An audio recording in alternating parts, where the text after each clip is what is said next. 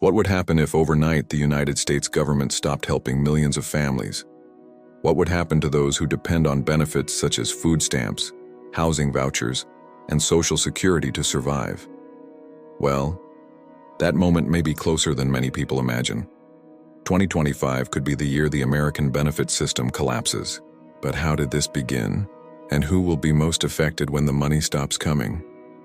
Today you will understand how the American dream is unraveling, one aid check at a time. Let's start with the basics. Did you know that more than 42 million Americans depend on the food stamp program every month? That's right, we're talking about 1 in 8 people in the United States. These are entire families that rely on this money to put food on the table. It's not a luxury, it's pure survival. And it doesn't stop there. There are also housing vouchers, those vouchers that help pay the rent. Without them, millions of people simply wouldn't be able to keep a roof over their heads. We're talking about children, the elderly, war veterans, people with disabilities, real people, with real stories who wake up every day and hope that benefit will arrive in their account. Now imagine this scenario. You are a mother or father, you work all day in a job that barely pays the bills, and at the end of the month you still have to choose between paying the electricity bill or buying food for your children. Then the government aid arrives and saves the month.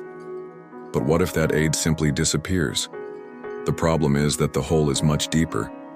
The United States national debt has already exceeded $35 trillion. That's such a large number that it doesn't even fit in our heads. And with this debt growing nonstop, politicians start looking at where they can cut spending. And guess who always appears in the crosshairs? That's right, social programs. There are people in Congress openly talking about reducing or even eliminating some of these benefits. They say the country can no longer sustain this system, that it needs to tighten its belt. But who will really tighten their belt? It's not the billionaires, it's not the large corporations that pay almost zero tax. It's the families that are already at their limit. And what about Social Security? That's another gigantic drama. Millions of elderly people depend on this money to survive after a lifetime of work. They paid their taxes, contributed to the system, and now in old age they need this return. But the Social Security fund is drying up. Experts say that by 2034, if nothing changes, the program may no longer be able to pay the full benefits. Think about it. A 70-year-old person who receives $1,000 a month from Social Security. This money pays for rent, food, medicine. If this amount is halved or disappears, what will this person do? Go back to work with a broken body? Live on the street? Depend on the charity of children who are also struggling to survive? The truth is, we're seeing a perfect storm brewing. On one hand, you have inflation eating away at people's purchasing power. On the other, you have the cost of living rising relentlessly, especially in big cities. In the midst of all this, wages aren't keeping up, and more people need government assistance just to avoid going under. And when the economy really tightens, you know what happens? More unemployment, more people in line for social programs, more pressure on the system. It's a vicious cycle that could explode in the face of society. The most vulnerable will feel it first. Families with young children who depend on government-subsidized daycare. People with chronic illnesses who need Medicaid to get treatment. Young people from poor communities who can only eat properly because of free school meals.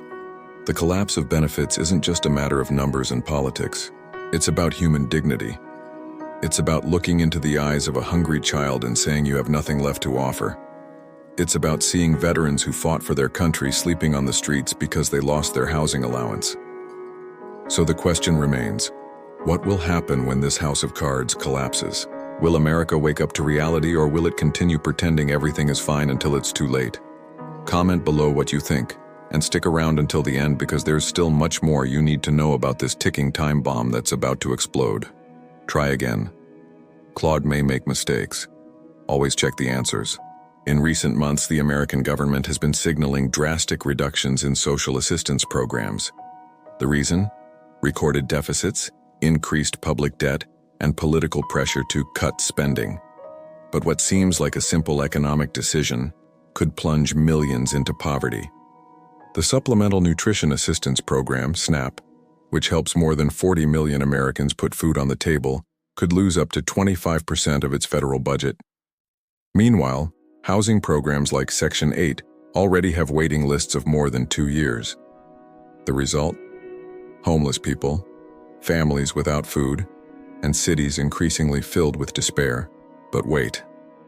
Do you really understand the magnitude of this social time bomb that is about to explode? Let's delve into this situation that could completely change the face of the United States in the coming years.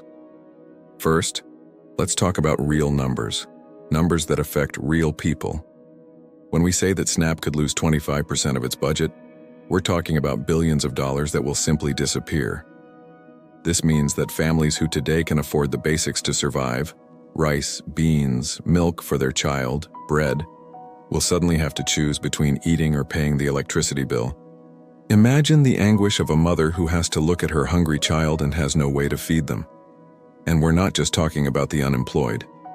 Many people who work, who wake up early every day to catch the bus and go to work, still depend on these programs because their salary isn't enough.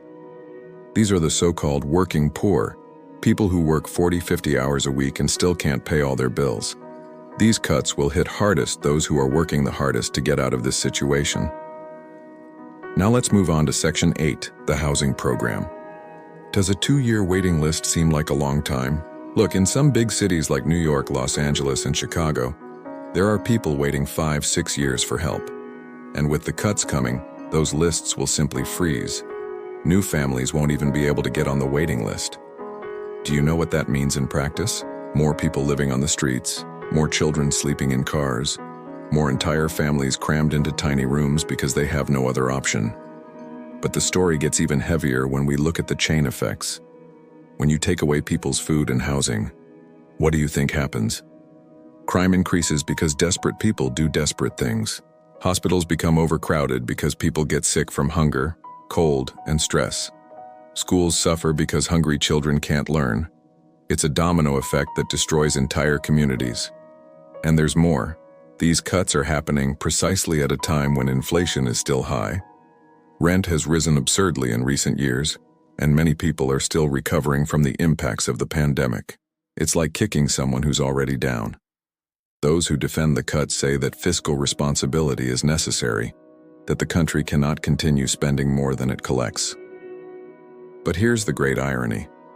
When you leave millions of people in poverty, the social cost ends up being much higher down the line. More spending on public health, more spending on security, more spending on emergency services. Not to mention the human cost, which can't even be measured in money. Charities and food banks are already preparing for the worst, but they don't have the structure to replace gigantic federal programs. It's like trying to hold back a flood with a bucket. Volunteers and donations help, but they don't solve a problem of this scale. And you know what's most outrageous? While they discuss cutting aid for those who are starving, tax incentives for large corporations remain untouched. Military spending continues to rise, and the richest continue to find loopholes to pay less taxes. The bill always falls on the weakest. So the question remains, what kind of society do we want to build? One that takes care of its own, or one that leaves the most vulnerable to their own fate? Because this decision being made now will define the future of millions of people and the face of the United States for the next generation. And the clock is ticking. The truth is, without benefits, the American economy simply doesn't function. More than a third of the population depends on some type of assistance to live. And when the government cuts that flow, consumption plummets, unemployment rises, and the collapse begins to spread. The first signs are already everywhere. Stores closing, increases in the number of evictions, lines at shelters and food banks doubling in size. Economists warn, the benefits are not the problem, they are what prevents the problem from exploding. But let me explain what this really means in practice, because the cold numbers don't tell the whole story. Imagine an ordinary family, father, mother, and 2 children. The father works in a supermarket earning minimum wage. The mother does cleaning jobs when she can. Together, they receive food stamps that guarantee food on the table every day. Without this benefit, they would have to choose between paying rent or feeding the children. This is no exaggeration. It's the reality for millions of Americans right now. Now multiply that family by millions. When these people lose their benefits, what happens? They stop buying. It's that simple. They don't buy new clothes. They don't go to the movies. They don't eat out. They don't replace their broken cell phones. Every dollar counts, and every dollar is directed solely toward survival. And here's the domino effect that many people don't realize. When millions of people stop buying, businesses start to feel the impact. That small restaurant that depended on weekend traffic, it closes its doors. The neighborhood clothing store that was already in the red, it lays off employees or closes down for good. The beauty salon, the toy store, the corner bakery, they all feel the impact. Think about it. If you own a store and your sales drop 30, 40, 50%, what do? You have no choice. You need to lay off people. And when those people lose their jobs, they also stop buying. The cycle repeats itself, faster and faster, stronger and stronger. Stores closing aren't just numbers on a spreadsheet. They're shattered dreams, broken families, entire communities collapsing. The merchant who spent 20 years building their business sees it all crumble in a matter of months. Employees who worked faithfully for years find themselves on the street, not knowing how they'll pay next month's bills. And the evictions, that's even crueler. Families being forced out of their homes, children seeing their belongings on the sidewalk, people sleeping in cars or in overcrowded shelters. We're not talking about irresponsible people. We're talking about honest workers who simply can't keep up with the cost of living when benefits disappear. Shelters and food banks are in crisis. They weren't designed to serve double or triple the number of people. Volunteers are exhausted, supplies are running out, and demand is only increasing. Mothers queuing at 5 a.m. to secure a basic food basket. Elderly people who worked their whole lives are now depending on charity to avoid starvation. But here's what many people don't understand. Economists aren't defending benefits out of political ideology or goodness of heart. They're looking at the cold, hard data of the economy. When you inject money into the hands of the poorest people, that money immediately goes back into the economy. Every dollar of benefit generates economic movement. Think of it this way. If the government gives a family $100 in food stamps, that $100 goes straight to the supermarket. The supermarket pays its suppliers. The suppliers pay their workers. The workers spend at other stores. It's a virtuous circle that keeps the economy going. Now, when you cut that $100, the supermarket loses the sale. The suppliers sell less. The workers get paid fewer hours. Everyone loses. It's a vicious cycle that drags the economy down. Aid programs act like a dam holding back a river of problems. When you remove that dam, the flood comes with full force. Unemployment skyrockets, poverty explodes, crime increases because desperate people do desperate things. Hospitals are overwhelmed with sick people who haven't had access to adequate food. Schools have to deal with children who arrive hungry and can't concentrate. The question is not whether the United States can afford these programs. The question is whether it can afford the consequences of not having them. The social and economic cost of leaving millions of people in poverty is far greater than the cost of keeping the benefits running. And make no mistake, this doesn't just affect the poor, it affects you too. It affects the safety of your neighborhood, the value of your property, the quality of public services, the stability of your own life. When a third of the population falls into despair, no one is immune. Cities on the brink of chaos. Some cities are already feeling the impacts even before the cuts begin. In Florida, for example, Orlando, Tampa, and Miami are seeing a wave of families abandoning their homes because they can no longer afford rent and insurance. In cities like Los Angeles and New York, the number of homeless people is hitting record highs. Without the benefits, inequality grows, crime rises, and even public services collapse. Police, hospitals, schools, all overwhelmed by a system that is crumbling. But what is really happening on the streets of these cities? Let's delve into the details that no one is telling you. The silent exodus. Imagine waking up one day and discovering that your family has to choose between paying rent or buying food. This is the reality for thousands of Americans right now. In Miami, entire neighborhoods are emptying out. Homes that once housed working families now have "for rent" signs hanging for months because there's simply no one who can afford them. Homeowners insurance in Florida has skyrocketed so much that middle-class families are being forced to make impossible choices. Some are living in cheap hotels. paying daily rates that add up to more than rent, but without needing a down payment or a guarantor. Others are living in trailers parked on relatives' or friends' land. And the least fortunate? They are sleeping in cars, using gas station restrooms, and trying to maintain their dignity while everything falls apart. Sidewalks have become homes. Los Angeles has always had a problem with homeless people, but what is happening now is completely different. It's not just the areas known as Skid Row that are crowded. Now you see encampments under overpasses in neighborhoods considered upscale, tents set up on busy sidewalks, people sleeping inside cardboard boxes just meters from luxury stores. In New York, the situation is no better. The subway has become a shelter for hundreds of people overnight. Entire families, including young children, are sleeping in train cars, using backpacks as pillows. Public shelters have kilometer-long lines and many simply give up waiting and return to the streets. The most shocking thing is the speed at which this is happening. We are not talking about people who have always lived on the streets. These are workers who have lost their jobs, families who could no longer keep up with rising costs, elderly people whose pensions no longer cover even the basics. The domino effect on security. When people are desperate, crime is not a choice, it's a matter of survival. In Orlando, shoplifting in supermarkets has tripled in recent months. It's not organized gangs, it's mothers stealing diapers, fathers taking food to feed their children. The police are powerless because precincts no longer have the space or resources to prosecute petty crimes. But it's not just shoplifting. Violent robberies are on the rise. People who never thought of committing crimes are breaking into houses, stealing cars, doing anything to get quick cash. And the police? They are completely overwhelmed. Many precincts are operating with half the necessary staff because they cannot hire or retain officers. Salaries do not keep up with the cost of living, and the police themselves are struggling to survive. Hospitals on the edge. Public hospitals are turning into battlefields. Emergency rooms are overflowing with people who no longer have health insurance, who have lost access to government programs. Those who previously had regular appointments now wait until they can no longer bear the pain to seek care. The corridors are full of makeshift stretchers. Doctors and nurses are working double shifts because there are not enough staff.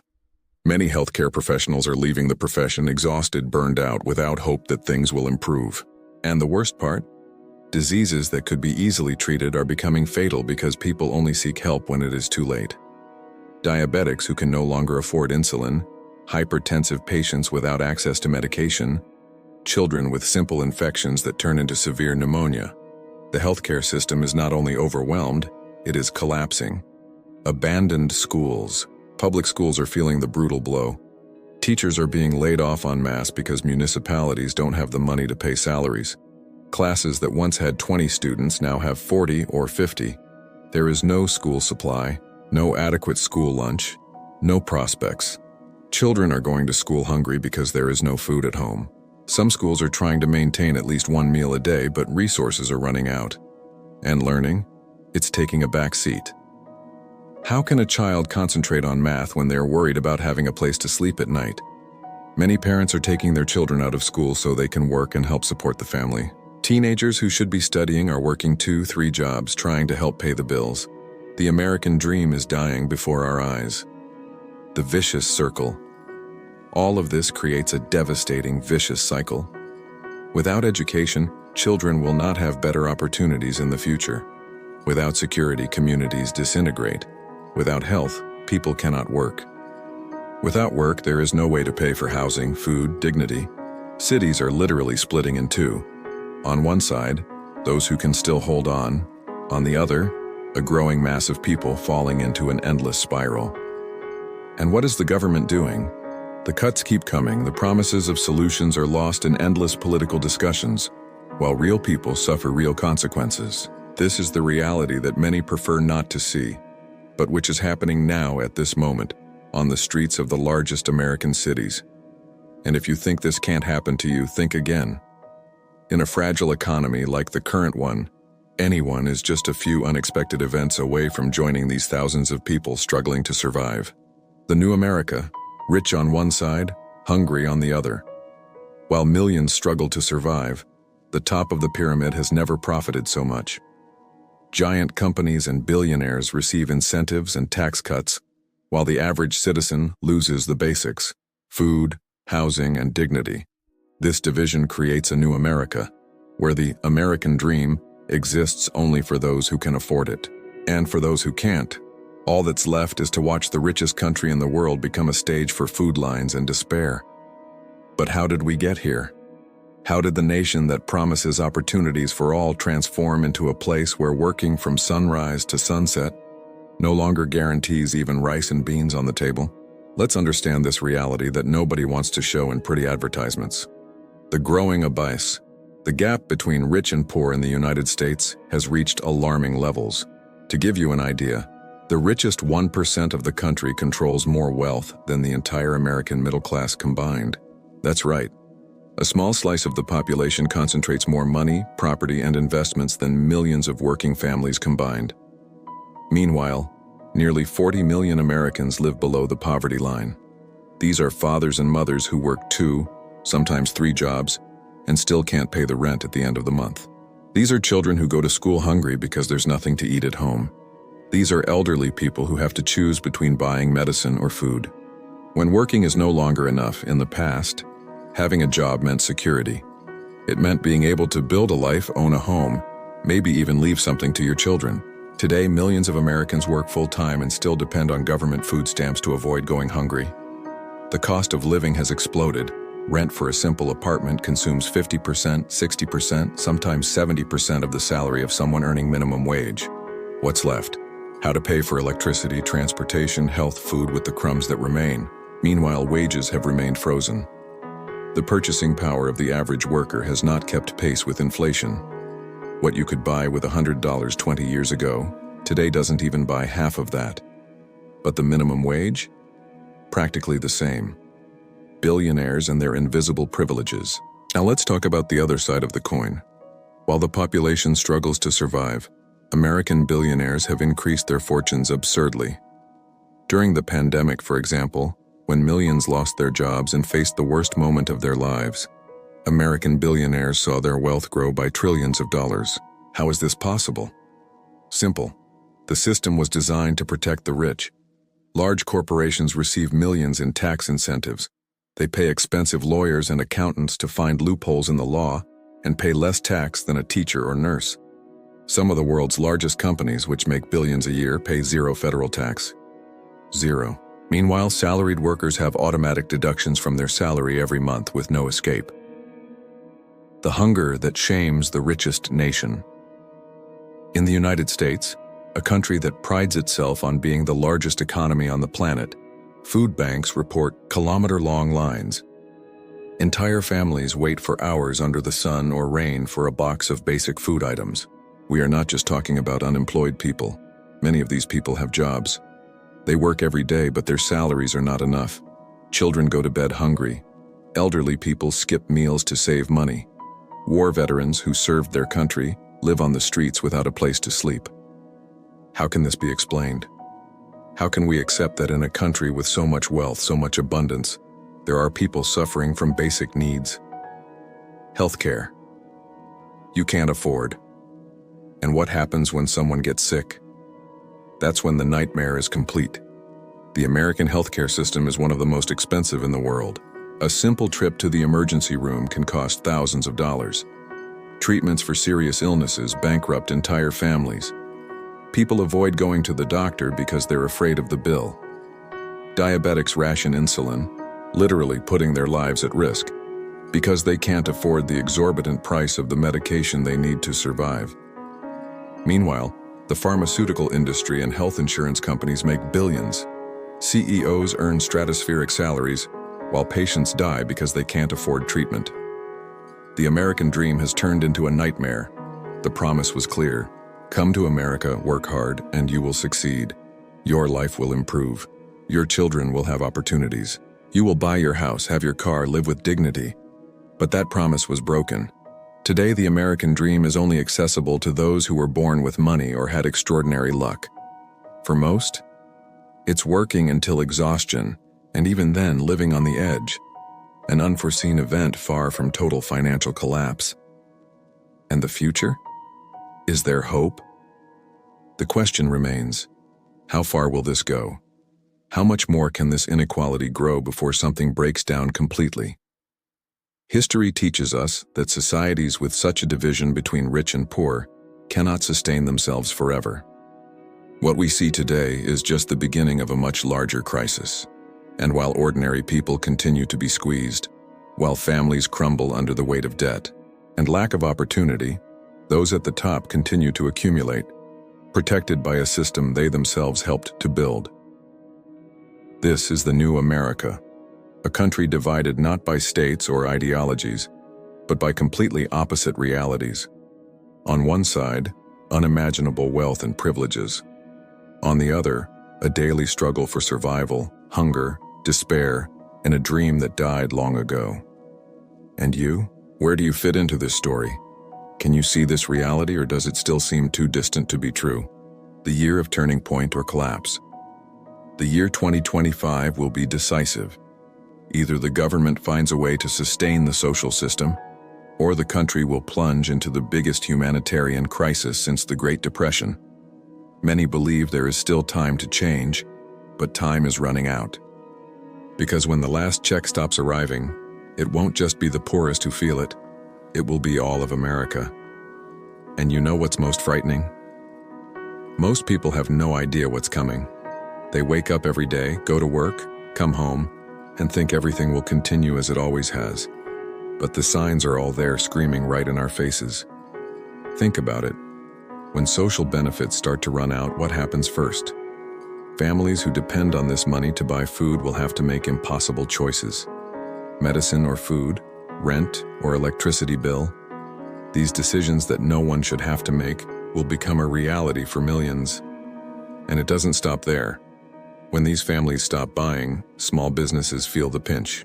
The corner bakery, the neighborhood grocery store, the clothing store, they all start selling less. Then come the layoffs. And when layoffs happen, more people are left without money. It's a vicious cycle that feeds on itself. Hospitals will be overflowing with people who postponed treatments because they couldn't afford them.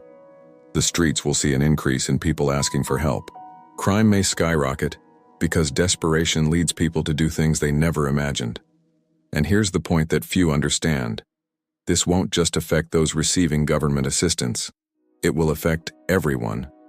Your job may be at risk if the company you work for loses clients. Your savings may melt away if the banking system collapses. Your safety may be threatened if social tension explodes. The question remains, are we prepared to face this? Or will we continue pretending everything is fine until it's too late? What do you think? Are the United States really ready to live without the benefits that support millions of families? Leave your opinion in the comments, share this video, and subscribe to follow the next chapters of this crisis that could change the future of America.